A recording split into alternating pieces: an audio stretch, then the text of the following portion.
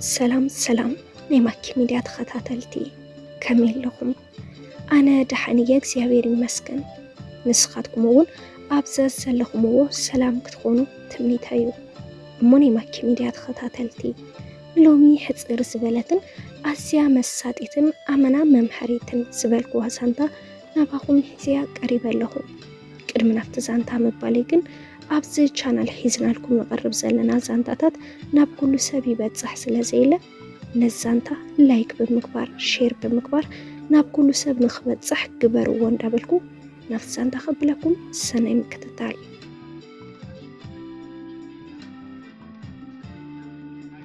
ሓደ ኣዝዩ ሃፍታም ሰብኣይ ንሓንቲ ብፅባቐኣ ሰብ እተበኣስ ዝነበረት ፅብቕቲ ጓል ተመርዐወ እታ ፅብቕቲ ጓል እታ ሃፍታም ሰብኣይ ፅብቕቲ ብምዃና ጥራሕ ከም ዝተመርዐዋዩ ዝርድኣ ነይሩ ንሱ ግና ማዕረቲ ፅባቐ እዩ ዘፍቅራ ነይሩ እዛ ጓል ካብ መዓልትታት ሓደ መዓልቲ ብሕማም ቆርቦት መላእ ኣካላታ ቆሰለት ቀስ ብቐስ ድማ እቲ ፅባቐኣ ክሃስስ ጀመረ እታ ሃፍታም ብፅባቐኣ ኣዝዩ ዝኹርዕ ዝነበረ ሰብኣያ ኣጋጣሚ ኮይኑ ሓደ መዓልቲ ናብ ስድርኡ በፂሑ ክመፅእ ኢሉ መኪና ሒዙ ካብ ገዛ ወፀ ምስ ስድርኡ ቀኒዩ እናተመለሰን ከሎ ድማ ሓደጋ ኣጋጢምዎ ዓይኑ ዓዊሩ ብሰብ ተመሪሑ ንገዛ መፃ ጓል ኣዝያ ትስንብድ ግን ትገብሮ ይነበራን እቲ ሓዳሮም ድማ ከም ቀደሙ ብፅቡቕ ይቕፅል ነይሩ መዓልትታት እንዳሓለፈ ምስ ከደ እታ ፅብቕቲ ሰበይቱ እቲ ፅባቐኣ ጠቕሊሉ ክጠፍእ ጀመረ እታ ሃፍታም ዓይነ ስውር በዓል ቤታ ድማ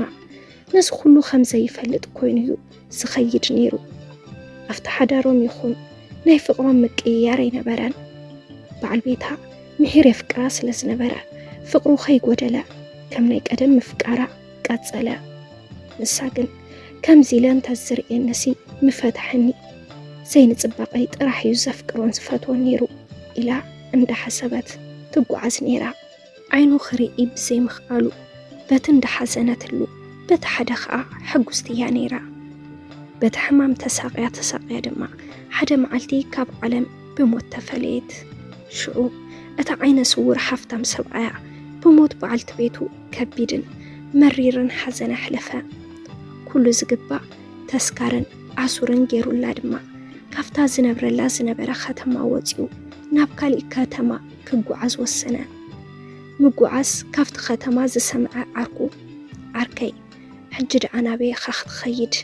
መን እዩ ክመርሐካ ቅድሚ ሕጅስ ሰበይትኻ ትመርሐካ ነይራ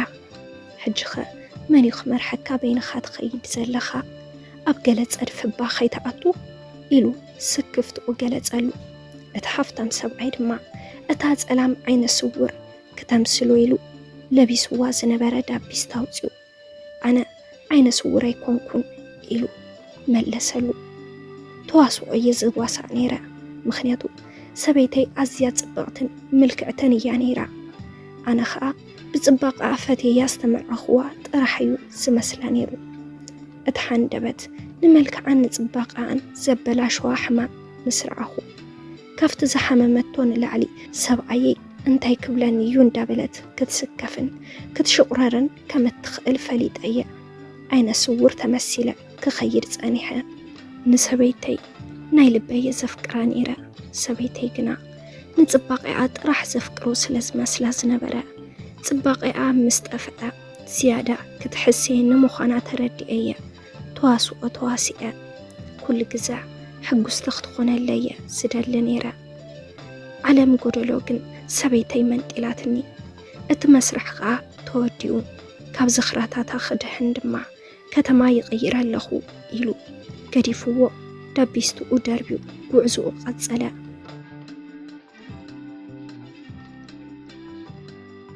ሓደ ግዜ እንተተናቢብና ንኹሉ ብሓጎስ ክንሓልፎ ንኽእል ኢና ኣየናዩ ዘስክፈና ዘሸቁርረና ነንሕድሕድና ብምንባብ